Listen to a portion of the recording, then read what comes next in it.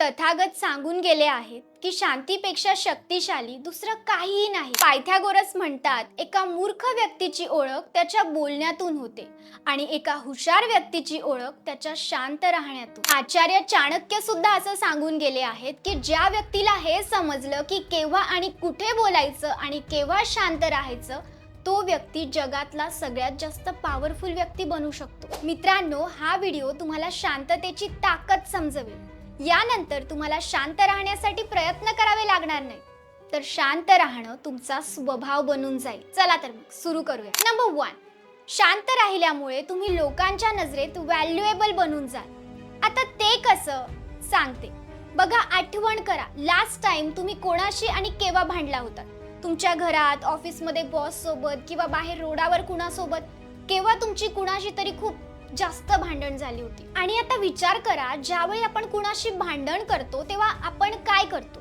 आपण समोरच्याला आपला पॉइंट प्रूव्ह करण्यामागे लागलेलो असतो की मी कसा बरोबर आहे आणि तू कसा चुकतोय, तुझं हे कसं बरोबर नाहीये आणि माझं हे कसं बरोबर आहे, हे आपण समोरच्याला सांगण्यामागे लागलेलो असतो. आणि समोरचा आपलं ऐकून घेत असतो का हो? अजिबात नाही. तो सुद्धा आपल्याला त्याचं काहीतरी सांगण्यामागे लागलेला असतो की मी कसा बरोबर आहे. आणि यामुळेच तर भांडण होते. भांडणीत कधीच कुणी कुणाचं समजून घेत नाही, दोघंही ओरडत असतात. आणि कधी कधी माहितीये का, काही जणांचा स्वभाव असतो, त्यांना अजिबात एखादी गोष्ट सहन होत नाही. ते लगेचच समोरच्याला काहीही बोलून बसतात, ते लगेचच रिॲक्ट करतात.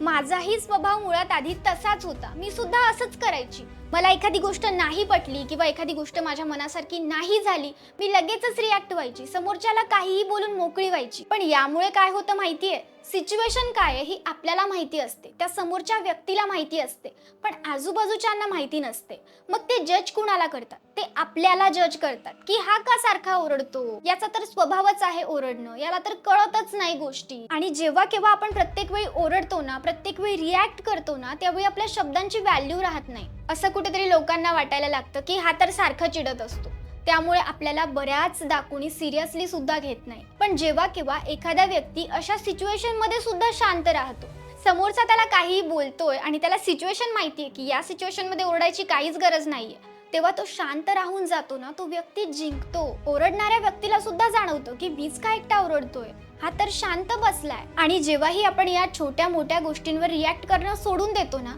जे होतंय ते तसं होतंय होऊ देतो ना, त्यावेळी लोकांच्या नजरेत आपली व्हॅल्यू वाढत जाते की हा व्यक्ती तर सतत बोलत नाही, हा कधी कधी बोलतो, हा सतत भांडण करत नाही, हा गोष्टी समजून घेतो, याला कोणत्याही गोष्टींचा फरक पडत नाही, हा त्याच्याच कामात मग्न असतो. असा लोकांचा आपल्याकडे बघण्याचा दृष्टिकोन होतो. लोक आपल्याला मॅच्युअर समजायला लागतात आणि त्यामुळे लोकांच्या नजरेत आपली व्हॅल्यू वाढते, आपल्या शब्दांना किंमत येते, आपले शब्द व्हॅल्युएबल बनत जातात, कारण ते आपण नको तिथे प्रत्येक वेळी वापरत बसत नाही.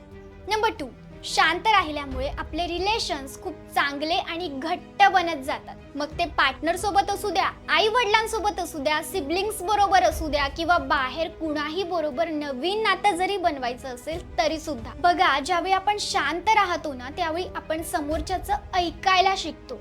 आणि बऱ्याचदा आपण घरात सुद्धा आपल्या आई वडिलांचं ऐकून घेत नाही. ते आपल्याला काहीतरी सांगत असतात पण आपण त्यांच्याकडे लक्ष देत नाही. किंवा आपल्या पार्टनरला सुद्धा बऱ्याचदा आपल्याला काहीतरी सांगायचं असतं, त्याच्यासोबत काहीतरी झालेलं असतं आणि तो ज्यावेळी आपल्याला काहीतरी सांगत असतो ना, आपण त्याला सोल्युशन देतो की अरे असं झालंय ना, मग असं कर. पण बऱ्याचदा समोरच्याला सोल्युशन हवं नसतं, त्याला फक्त कोणीतरी ऐकणारं हवं असतं की तू माझं ऐकून घे, तू मला समजून घे. आणि ज्यावेळी आपण समोरच्याचं ऐकून घेतो ना, त्यावेळी त्या व्यक्तीला आपण खूप आवडायला लागतो. कारण या जगात कुणीच नाहीये जो ऐकून घेईल, प्रत्येकाला स्वतःचं सांगायचं असतं. तुम्ही कधी नोटीस केलंय 2 व्यक्तींचं कन्व्हर्सेशन? जेव्हा तुम्ही शांत राहायला लागाल ना, तुम्ही नोटीस करायला लागाल. तुम्ही जेव्हा कुठे एखाद्या फंक्शनमध्ये जाल किंवा कुठेही जाल, एखाद्या लग्नात जाल, त्यावेळी शांत बसून लोकांकडे बघा एकदा. ते एकमेकांशी बोलताना फक्त स्वतःचा पॉइंट प्रूव्ह करण्यामागे लागलेले असतात. यात काही चुकीचं आहे असं मी म्हणत नाहीये, पण प्रत्येकाला स्वतःचं सांगायचं असतं. समोरच्याचं ऐकून घेण्यापेक्षा स्वतःचं सांगायला लोकांना जास्त आवडतं. आणि या सगळ्यात जर आपण ऐकणारे बनलो तर लोक आपल्यावर विश्वास ठेवायला लागतात. नंबर 3, शांत राहिल्याने आपण प्रभावशाली बनत जातो. बघा, समजा तुम्ही एखाद्या नवीन ठिकाणी गेला जिथे तुम्हाला कुणीही ओळखत नाहीये किंवा मग तुमची एखादी मीटिंग आहे, काहीतरी आहे, अगदी टापटीपपणे तयार होऊन व्यवस्थित तिथे तुम्ही गेलात आणि गेल्यानंतर तुम्ही तिथे जाऊन एका ठिकाणी शांत बसलात. काय होईल?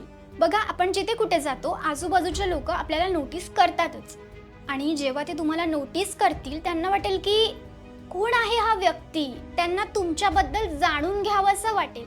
आणि ज्यावेळी लोकांना आपल्याबद्दल खूप कमी माहिती असतं ना, त्यावेळी त्यांना आपल्याबद्दल जास्त उत्सुकता वाटते, आपल्याबद्दल जाणून घ्यावंसं वाटतं.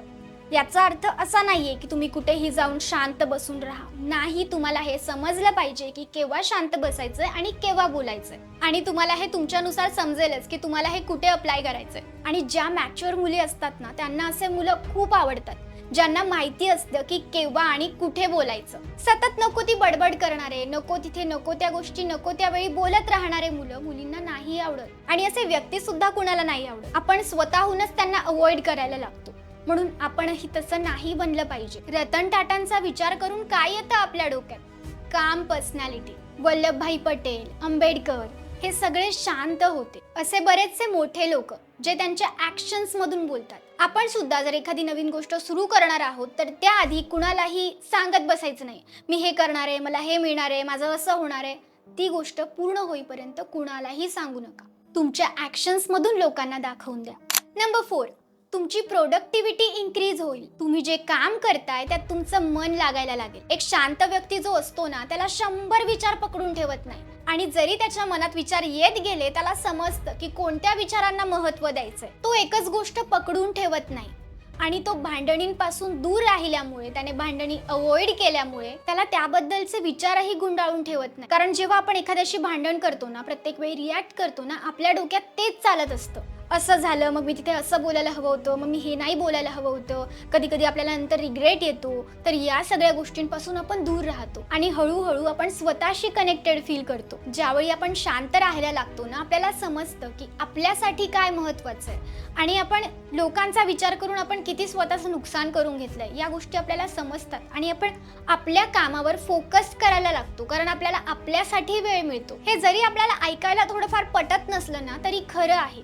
तुम्ही हे फक्त 21 दिवस करून बघा. तुम्हाला स्वतःमध्ये इतका फरक दिसेल ना, तुम्ही स्वतः येऊन सांगाल मला. आता आपण बघितलं की शांत राहिल्यामुळे आपल्याला कसे फायदे होतात. आता आपण बघूया की शांत राहण्यासाठी काय काय करायचं. यावर माझे अजून व्हिडिओज आहेत, तुम्ही इंटरेस्टेड असाल तर जाऊन बघू शकता. बघा, तर शांत राहण्यासाठी आपल्याला करायचं काय आहे, आपल्या काही सवयींना रिप्लेस करायचं आहे. समजा जर तुम्ही सतत भांडणींचे शो बघत असाल ना, जसं की बिग बॉस सारखे, तर ज्यावेळी आपण प्रत्येक वेळी तेच बघतो ना, आपल्या डोक्यात तेच चालतं आणि आपण तसंच बनत जातो. हे सगळं एंटरटेनमेंट पुरता बघणं ठीक आहे, पण तेच डोक्यात घालून फिरणं यामुळे आपली मानसिकता बदलते.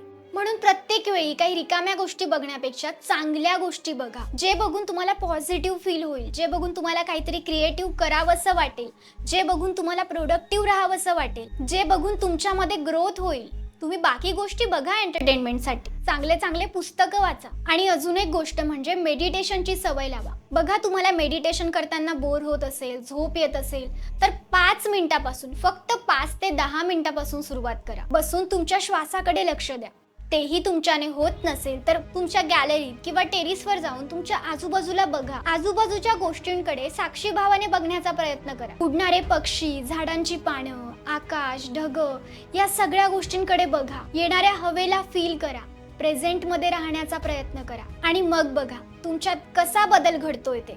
तुम्ही पूर्णपणे बदलून जा. आणि लक्षात घ्या, आपल्याला देखावा करायचा नाहीये, आपल्याला खरोखर आतून शांत बनायचंय.